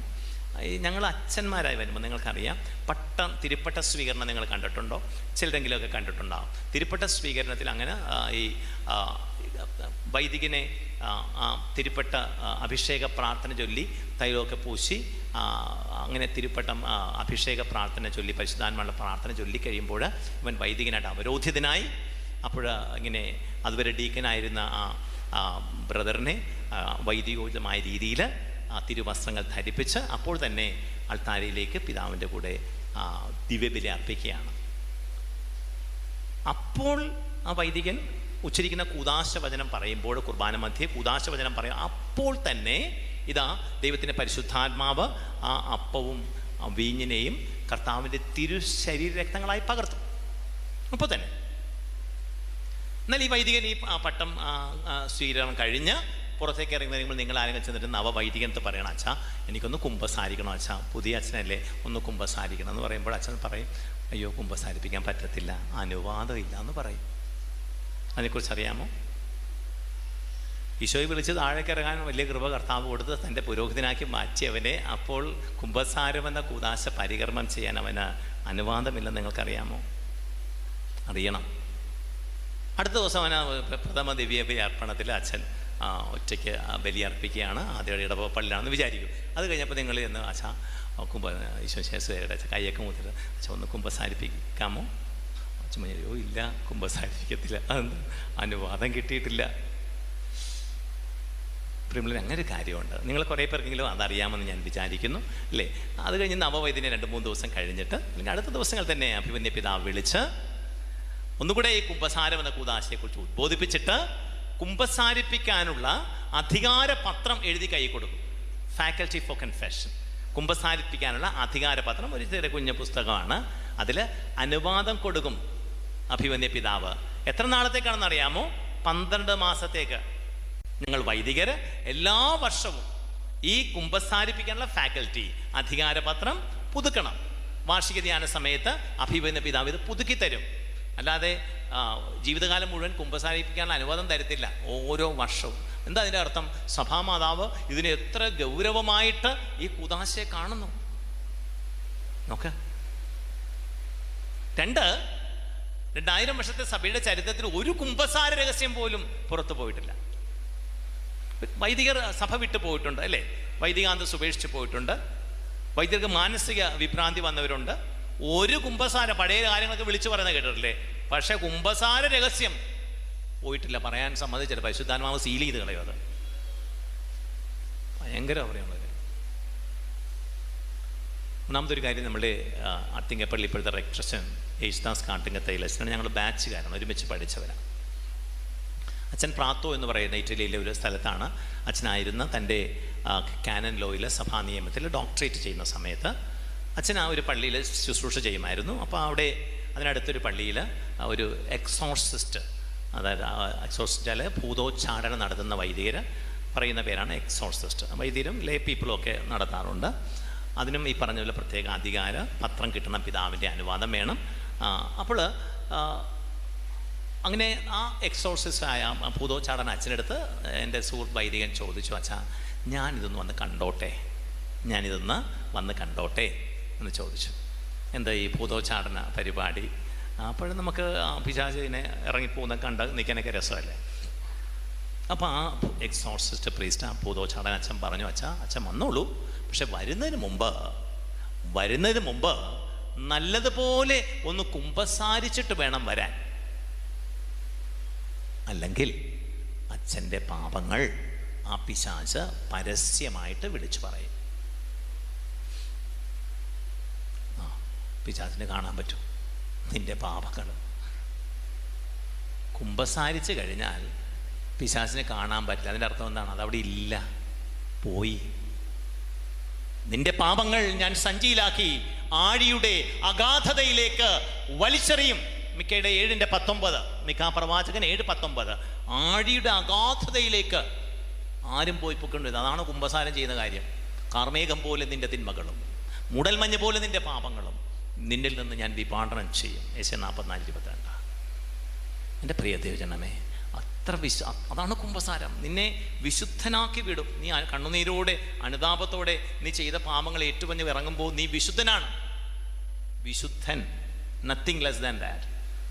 അതിനേക്കാൾ ഒട്ടും കുറവല്ല, വിശുദ്ധൻ. അങ്ങനെയാണ് ഇറങ്ങി വരുന്നത് കുമ്പസാരക്കുട്ടി. ഭയങ്കര കൃപയോടെയാണ് ഇറങ്ങി വരുന്നത്. അതുകൊണ്ടാണ് ഈ കൂദാശയെക്കുറിച്ച് ഓർമ്മിപ്പിക്കുക പോലും ചെയ്യില്ല നിന്നെ. നീ പാപപ്രിയമുള്ള പാപം നിന്നെ വേട്ടയാടും. പാപം നിന്നെ വേട്ടയാടും. സംഖ്യ 32:23. നിന്റെ പാപം നിന്നെ വേട്ടയാടും. എന്തിനാണ് പാപത്തിന് നിന്നെ വേട്ടയാടാൻ വിട്ടുകൊടുക്കുന്നത്? അതുകൊണ്ട് ഒരു പാപം ചെയ്താണെന്ന് തോന്നിയാൽ, പ്രത്യേകിച്ച് അത് മാരകപാപമാണെന്ന് അപ്പോൾ കുമ്പസാരിച്ചേക്കണം. ഇപ്പൊ തന്നെ നീ ഒരു കള്ളം പറഞ്ഞു, കുമ്പസാരിച്ചേക്കണം. അത് മാരകപാപമാണ് കള്ളം പറയുന്നത്. 10 കൽപ്പനകൾ, ദൈവകൽപ്പനകളിൽ ഒന്നാണ്. മാതാപിതാക്കളോട് കയർത്തു സംസാരിച്ചു, കുമ്പസാരിച്ചേക്കണം.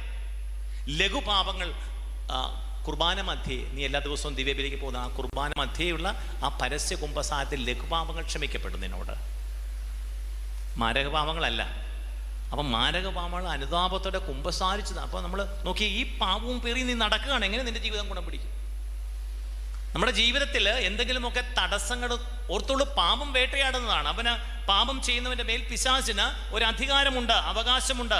ഈശോ പറയുന്നു, പാപം ചെയ്യുന്നവൻ പാപത്തിൻ്റെ അടിമയാണ്, അല്ലേ? അപ്പൊ നമ്മളെ കർത്താവ് തൻ്റെ പാടുപീഠ സഹിച്ച് അധികാരം പിശാചിന് പിടിച്ചു വാങ്ങിയല്ലേ. കൊളോസ്യ 2:15 പറയണം, അവൻ കുരിശിൽ അവയെ അവഹേളന പാത്രങ്ങളാക്കി. Hallelujah, hallelujah, hallelujah. അങ്ങനെ നിന്നെ you are more than a conqueror, നീ ഒരു വിജയാളിയാണ്. റോമയുടെ 8:32 പറയുകയാണ്, അവനിൽ നമ്മൾ വിജയശ്രീലാളിതരാണ്. ആ വിജയം ഇങ്ങോട്ട് തന്നിട്ട് ഈ അധികാരം പാമ്പിൻ്റെയും സർപ്പത്തിൻ്റെയും ഒക്കെ മുകളിൽ, തേളുകളുടെയും മുകളിൽ ചവിട്ടി നടക്കാൻ നിനക്ക് ഞാൻ അധികാരം തന്നിരിക്കുന്നു. ലൂക്കായുടെ 10:19 പറയും. ആർക്ക് തന്നു? നിനക്കും എനിക്കും. ഈശോ മരിച്ചിട്ട് ആ യോഗ്യത നിന്നിലുണ്ട്. നീ ഈശോ നാമത്തിൽ പറയാണ്, പിശാചേ അടങ്ങ്, out in the powerful name of Jesus. ഈശോയുടെ നാമത്തിൽ അനുസരിക്കാതെ വയ്യ. ഈശോ നാമത്തിൽ പറഞ്ഞാലല്ലേ സ്കേവയുടെ പുത്രന്മാർ അപ്പോസ്തലപ്രവർത്തനം 19 അവര് വിശ്വാസികളൊന്നുമില്ല. പൗലോസ് പറയുന്ന യേശുവിന്റെ നാമത്തിൽ പിശാചേ നീ ഇറങ്ങി പോ. പിശാച് ഇറങ്ങി വന്നു. കാരണം യേശു നാമം പറഞ്ഞു, ഇറങ്ങി വരും, വരാതിരിക്കാൻ വയ്യ. പക്ഷേ പിശാചുകൾ ഇറങ്ങിയോട്ട് ചോദിച്ചു, ഞങ്ങൾക്ക് പൗലോസിനെ അറിയാം, യേശുവിനെ അറിയാം, നിങ്ങളാരാണ്? ചാടി വീണ് ആക്രമിച്ചു, തുണിയില്ലാതെ അവർ ഓടിപ്പോയെന്ന് അപ്പോസ്തല പ്രവർത്തനങ്ങൾ 19 നമ്മൾ വായിക്കുന്നു. നോക്ക്, ഈ അധികാരം നിനക്ക് ദൈവം ഈശോ തൻ്റെ തിരുമരണത്തിലൂടെ, അതാണ് ഇപ്പം നമ്മൾ ആഘോഷിച്ചുകൊണ്ടിരിക്കുന്നത്. നമ്മൾ ഈ അധികാരം കിട്ടിയ മനുഷ്യരാണ്. നമുക്ക് തിന്മയുടെ മേൽ അവകാശമുണ്ട്. അതിന് പകരം പാപം ചെയ്ത് അവൻ്റെ അടിമയായിരുന്നിട്ട് നമ്മളെ കർത്താവ് നമുക്ക് ആരുടെ മേൽ അവകാശം കൽപ്പിച്ചു തന്നോ അവൻ്റെ അടിമയായിരിക്കുന്ന ഗതികേടാണ് നീ പാപത്തിൽ ജീവിക്കുമ്പോൾ.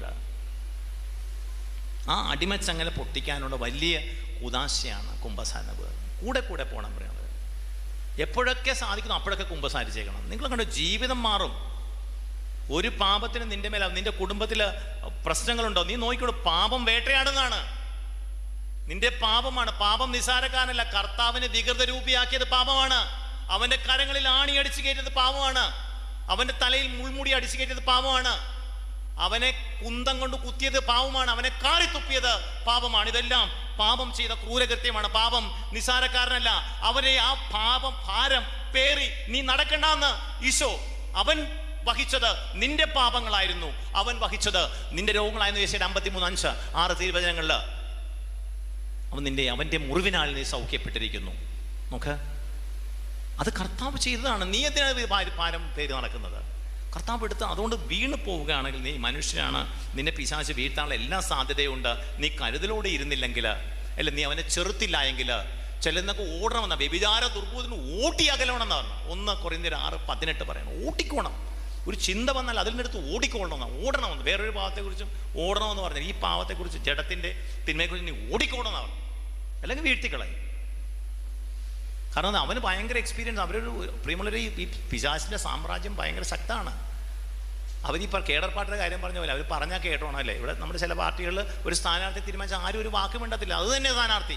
വേറെ ചില പാർട്ടികൾ പറഞ്ഞാൽ ഉടനെ വിമതനെ നിർത്തി, അവനെ നിർത്തി. ഈ കേഡർപാർട്ടിയുടെ കാര്യം പറഞ്ഞ പോലെയാണ് പിശാചിൻ്റെ സാമ്രാജ്യം. ലൂസിഫറിനെ അവരനുസരിച്ചിരിക്കും, അല്ലെങ്കിൽ പണി കിട്ടും. പേടിയോടെയാണ്, അല്ലാതെ സ്നേഹത്തോടെ ചെയ്യുന്നില്ല. അനുസരിക്കും അവർ. അതുകൊണ്ട് അവർ ഭയങ്കര സ്ട്രാറ്റജിക്കാണ്. കർത്താവ് പറയുന്നത് സാത്താൻ്റെ രാജ്യം, അന്തഛിദ്രമുള്ള രാജ്യം. മത്തായിയുടെ 12 പറയുന്നത് കണ്ടില്ലേ? സാത്താന് തന്നെ എതിരായിട്ട് പ്രവർത്തിച്ചാൽ അവൻ്റെ രാജ്യം എങ്ങനെ നിലനിൽക്കും? അവനൊരു രാജ്യമുണ്ട്. ഈശോ പറഞ്ഞതാ. പിശാചിൻ്റെ സാമ്രാജ്യം അവൻ വെൽ പ്ലാൻഡ് ആണ്, വെൽ സ്ട്രാറ്റജിക് ആണ്. ആരെ എപ്പോൾ എങ്ങനെ 1 കോടി അനുഭവങ്ങളുമായിട്ട് നിൽക്കുന്ന പിശാച്, വീഴ്ത്തിയ അനുഭവമായിട്ട് നിൽക്കുന്ന പിശാച് 12 ലക്ഷം അനുഭവമുള്ള നിന്നെ വീഴ്ത്തും 13ാമത്തെ ലക്ഷത്തിൽ. നിനക്ക് അറിഞ്ഞുകൂടാതെ അവിടെ നീ വീഴും, നിന്നെ വീഴ്ത്തും. അപ്പം അവിടെയാണ് നമുക്ക് കർത്താവിൻ്റെ കരം പിടിച്ച് അവനേക്കാൾ കരുത്തിനാവില്ലേ എന്നെ ശക്തിപ്പെടുന്നതിന് മുഖാന്തരം. ഫിലിപ്പിയർ 4:13 ഞാൻ സർവ്വദിനം മതിയായവനാണ്. Hallelujah, hallelujah, hallelujah. ഈശോയുടെ കൂടെ നമ്മൾ എന്നെ ശക്തിപ്പെടുന്നതിന് മുഖാന്തരം അല്ലേ, കർത്താവിൽ നമ്മൾ അല്ലേ അവൻ്റെ കരം പിടിച്ച് അവന് വിജയം നൽകുന്ന വലതുകരം ഉയർത്തിപ്പിടിക്കുന്ന എൻ്റെ ദൈവം. യേശയ്യാ 41:10-13 അങ്ങനെ ഒരു ദൈവം എനിക്കുണ്ട്. അതാണ് എൻ്റെ ഈ തിന്മയുടെ മുകളിൽ എനിക്ക് അവകാശം കിട്ടുന്നത്. അധികാരം എൻ്റെ കർത്താവ് എനിക്ക് തന്നുകൊണ്ടാണ്. അപ്പം ഈശോയുടെ കൂടെ, അവൻ്റെ കൂടെ സമയം ചെലവഴിച്ച് അവൻ്റെ കൽപ്പനകൾ പാലിച്ച് നിൽക്കുമ്പോൾ ഒരു അന്ധകാര ഒരു ബാധയും നിന്റെ കൂടാരത്തെ, അല്ലെ നീ അത്യുന്നതങ്ങളിൽ വാസമുറപ്പിച്ചു, ഒരു ബാധയും നിന്റെ കൂടാരത്തെ സമീപിക്കാൻ. അപ്പോഴാണ് അത് സംഭവിക്കുന്നത്, എല്ലായ്പ്പോഴും അല്ല. ചുമ്മാ തോന്നുന്ന പോലെ നമ്മൾ ജീവിച്ചിട്ട് 91 സങ്കീർത്തനം ചൊല്ലി സംരക്ഷണം കിട്ടുമെന്നും ദൈവത്തോട് വിചാരിക്കല്ലേ. Very sorry. എൻ്റെ പ്രിയ ദൈവജനമേ, നമുക്ക് നല്ല ഒരു ദൈവമുണ്ടെന്ന് അറിയുക. നമ്മളെ സ്നേഹിക്കുന്ന, നമ്മളെ ചേർത്ത് പിടിക്കുന്ന ഒരു ദൈവം നമുക്കുണ്ടെന്ന് അറിയുക. അപ്പം നമുക്ക് ഈ പെസഹ കാലത്തിൽ നമുക്ക് ഈ വചനങ്ങൾ നമ്മളെ മനസ്സിലേക്ക് നമുക്ക് ധ്യാനിക്കാം, കൊണ്ടുവരാം. കർത്താവിൻ്റെ കൂടെ നീ എത്ര സമയമുണ്ട് ഒരു ദിവസം? നീ കർത്താവിനെ അനുസരിക്കുക. ഈ രണ്ട് കാര്യങ്ങൾ നോക്കിയാൽ നീ ഈശോയെ സ്നേഹിക്കുന്നുണ്ടോ ഇല്ല. ഇപ്പം നിനക്ക് ഒരുപാട് മക്കൾക്ക് മനസ്സിലായിട്ടുണ്ട് ഈശോ സ്നേഹിക്കുന്നില്ല എന്ന്. അത് സാരമില്ല, ഇനി സ്നേഹിച്ചാൽ മതി. ഇതുവരെ സ്നേഹത്തെ ഈശോ പുറത്തു, ഈശോ മറന്നു. അങ്ങനെയാണ്, മറവിയുള്ള ദൈവമാണ് നമ്മുടെ ദൈവം. സ്നേഹിക്കാത്ത കാര്യമൊന്നും ഓർക്കത്തില്ല. ഇനി ഈശോയെ, നിന്നെ എനിക്ക് സ്നേഹിക്കണം ഈശോ, എനിക്ക് നിൻ്റെ കൂടെ ആയിരിക്കണം ഈശോ, എൻ്റെ പ്രിയ, ഇങ്ങനെ ചേർത്ത് പിടിക്കും ദൈവം നിന്നെ, എൻ്റെ കുഞ്ഞെ. യോഹന്നാൻ അങ്ങനെയായിരുന്നില്ല, ഓടിച്ചെന്ന് വർഷത്തിൽ ചാരിക്കിടന്നു. പിന്നെ യോഹന്നാൻ ജീവിതം മാറുകയാണ്. ആ സ്നേഹം മുഴുവൻ ആവഹിച്ചെടുത്ത് ആ മനുഷ്യൻ പിന്നെ സ്നേഹമൊന്നുമല്ലാതെ മറ്റൊന്നും പറയാൻ പറ്റില്ല എന്ന്. 100 വയസ്സുള്ള യോഹന്നാനെ താങ്ങിപ്പിടിച്ചുകൊണ്ട് അവൻ്റെ കമ്മ്യൂണിറ്റി യോഹന്നാനെ ഞങ്ങളുടെ ഈശോയെക്കുറിച്ച് പറയുമെന്ന് പറയുമ്പോൾ സ്നേഹം എന്ന് പറഞ്ഞാൽ പൊട്ടിക്കരയുമായിരുന്നു പറയും യോഹന്നാൻ തൻ്റെ വാർദ്ധക്യ കാലഘട്ടത്തിൽ. മറ്റൊന്നും പറയാൻ ഈശോ ആ സ്നേഹം അത്രയും അങ്ങോട്ട് കയറി ഉള്ളിലോട്ട്. എന്നാണ് നമ്മളങ്ങനെയാകുന്നത്. ഈശോയുടെ സ്നേഹത്താൽ ഞാനും നെയ്യും എന്നാണ് അങ്ങനെ നിറഞ്ഞ് കവിഞ്ഞ് ഒഴുകുന്നത്. നമുക്കിന്ന് കർത്താവിനോട് പ്രാർത്ഥിക്കാം. നല്ല ദൈവമേ, ആ വലിയ അഭിഷേകം ഞങ്ങൾക്ക് തരണമേ. ഒന്ന് കണ്ണടയ്ക്കാം.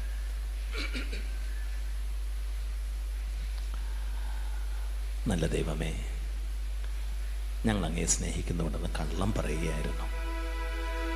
സത്യത്തിൽ ഞങ്ങളങ്ങേ സ്നേഹിക്കുന്നുണ്ടായിരുന്നു ഇല്ല എന്ന് ഞങ്ങൾക്ക് തോന്നുകയാണ് ഈ വചനത്തിൻ്റെ വെളിച്ചത്തിൽ. കർത്താവേ, ഇത് ഉത്ഥാന കാലഘട്ടമാണ്. ഞങ്ങളുടെ ജീവിതത്തിൻ്റെ ആ സങ്കട കാലങ്ങളിൽ നിന്ന് അങ്ങേ സ്നേഹിക്കാൻ മറന്നുപോയ, സ്നേഹിക്കാതിരുന്ന ഒരു കാലഘട്ടത്തിൽ ഇത് അങ്ങേ സ്നേഹിക്കുന്ന ഉത്ഥാന കാലഘട്ടത്തിൽ ജീവിക്കാൻ ഞങ്ങൾക്ക് അഭിഷേകം തരണമേ. നിൻ്റെ കൂടെ ആയിരിക്കാൻ നല്ല ദൈവമേ, വലിയ കൃപ തരണമേ. ഈ ലോക സുഖമെനിക്കിനി വേണ്ട ഈശോ, നീ മാത്രം മതി എനിക്കുമെന്നും ഈശോ. ഈ ലോക സുഖമെനിക്കിനി വേണ്ട ഈശോ, നീ മാത്രം മതി എനിക്കുമെന്നും ഈശോ. എന്റേതെല്ലാം നിനക്കും, നിന്റേതെല്ലാം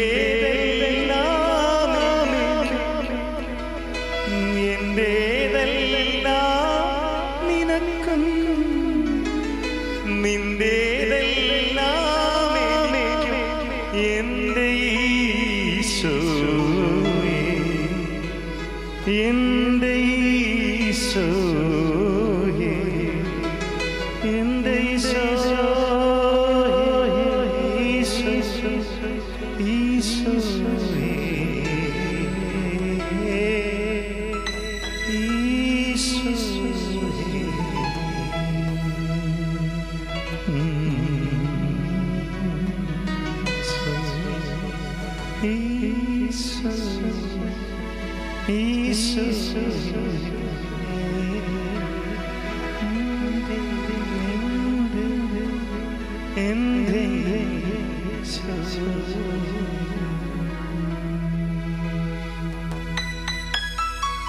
hallelujah, hallelujah, hallelujah, hallelujah, hallelujah. Hallelujah. Praise the Lord. യേശുവേ നന്ദി, യേശുവേ നന്ദി, യേശുവേ സ്തോത്രം, യേശുവേ സ്തോത്രം, യേശുവേ ആരാധന. യേശുവേ ആരാധന. ആമേൻ.